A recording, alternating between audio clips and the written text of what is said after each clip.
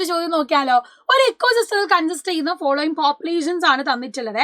Phytoplankton തന്നിട്ടുണ്ട്, മാൻ തന്നിട്ടുണ്ട്, fish തന്നിട്ടുണ്ട്, അതുപോലെ തന്നെ സൂപ്ലാങ്ക്ടൺ തന്നിട്ടുണ്ട്. ഇത് ഏത് ഇക്കോസിസ്റ്റത്തിലാണ്? നമുക്കറിയാം എക്വാട്ടിക് ഇക്കോസിസ്റ്റത്തിലുള്ള ആൾക്കാരെയാണ് തന്നിട്ടുള്ളത്. നമ്മളോട് പറഞ്ഞിട്ടുള്ളത് എന്താന്ന് വെച്ചാൽ draw A food chain denoting each topic ലെവലാണ്.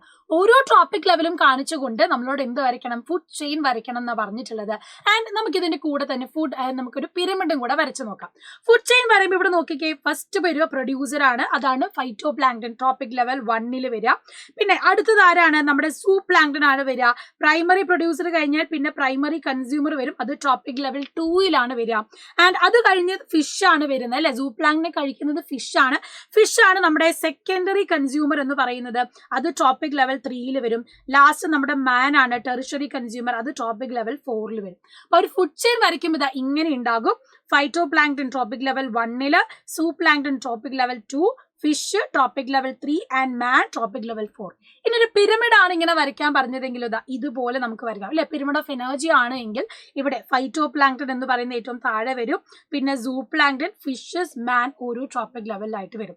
ഇനി ഞാൻ ചോദിക്കുകയാണ്, ഇതേ അക്വാട്ടിക് സിസ്റ്റത്തിൽ ഇതേ ആൾക്കാരെ തന്നെ നമ്മളോട് പിരമിഡ് ഓഫ് ബയോമാസ് ആണ് പറഞ്ഞതെങ്കിൽ ഇത് പിരമിഡ് അപ്രൈറ്റ് പിരമിഡ് ആണ് കാണുന്നത്. ഇനി ബയോമാസ് ആണെങ്കിൽ അപ്രൈറ്റ് പിരമിഡ് ആയിരിക്കും, ഇൻവേർട്ടഡ് പിരമിഡ് ആയിരിക്കും എന്നുള്ളത് do comment below. So more questions ആയിട്ട് വീണ്ടും വരാം.